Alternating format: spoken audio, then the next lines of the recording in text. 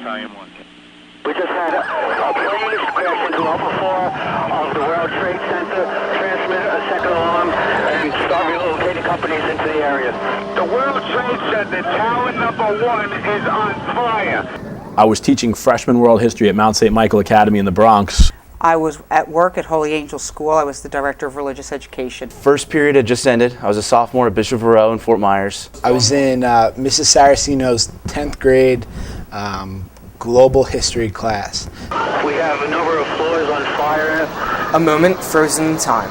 September 11th, 2001. A beautiful sunny day, shattered by one of the worst attacks on American soil. Second plane into the other tower of the Trade Center, major fire. They said that we were bombed. I had no idea what that meant. So I went right to the Connolly Center at Villanova.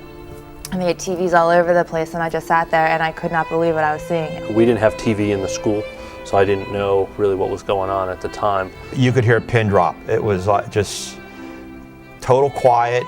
Nobody knew what was going on. Everybody was in shock. I didn't understand what was going on. Most people didn't understand what was going on. The mass hysteria took the whole country by storm. Communications were jammed as many concerned people tried to reach loved ones. My older sister has a friend that was in college in New York City, and she lived in an apartment or a dorm, I'm not really sure, just a couple blocks away from the area, and they couldn't get a hold of her. I think that was one of the scariest things. My brother worked in New York. My brother was working my other brother was at the docks in Newark, and as much as I was concerned for so many other people, I wanted to get home and call my mom to make sure my brothers were safe. It was a very lengthy process. Cell phone service was non-existent.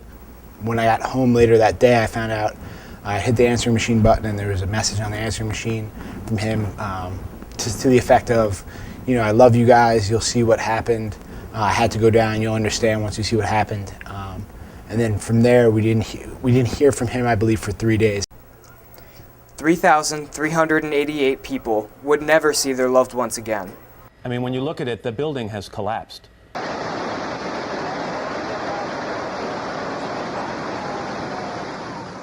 411 of them were rescuers, working to save as many people as they could. Everyone's capable of great good. And I think that just, you know, the individual stories that my dad told me afterwards, he doesn't like to talk about it, but the individual stories that he told me afterward just sort of reaffirm my faith in the human spirit and in, you know, human beings in general. Having uncles and family members that are firefighters, I understand what they have to go through. The firemen that were in New York City that day are definitely true heroes. I think one of my most vivid images, and it was a picture captured by someone coming down the stairwell of one of the towers, and it's of the whole line of people going down those stairs to get out of the building, and it's of a fireman charging up those stairs. And I think, to me, that's one of the most lasting images I have of that kind of sacrifice. While we spent Sunday remembering the great sacrifice that was made, others still look back at a lasting scar. As we come over the Turnpike Bridge heading into Bayonne, I remember as a little girl, my father always saying that there are two things we look forward to, the Statue of Liberty and the Twin Towers. And I remember my dad and I going to the Twin Towers after they were built.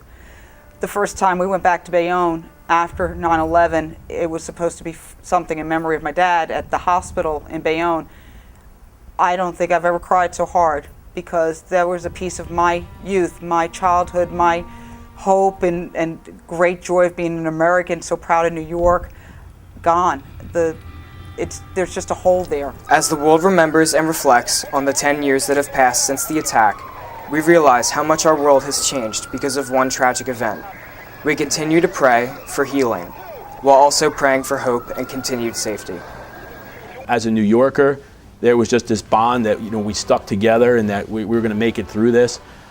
I just hope the country still remembers it. I just hope it's something that we don't forget and just doesn't become another day on our calendar. This week in a special will remind us of the great patriotism of this country, and may God bless America, and may we remember that we need that blessing. It's important to remember and thank those people, those spirits that are with us, and their families are still around, and we need to be able to support the families and show them that we are so thankful for their loved one and what they did for us. but in a year, 2 years, 3 years from now, will they still care? Will they still be invested in those who lost their lives? And that's sort of another reason I became a social studies teacher, just to help carry that on. It's just unbelievable the courage of these people. Again, hearing the interviews, you hear one lady's going down the steps and the firefighter's going up the steps, and the lady goes, "I don't know why you're going up there. There's nothing up there but flames."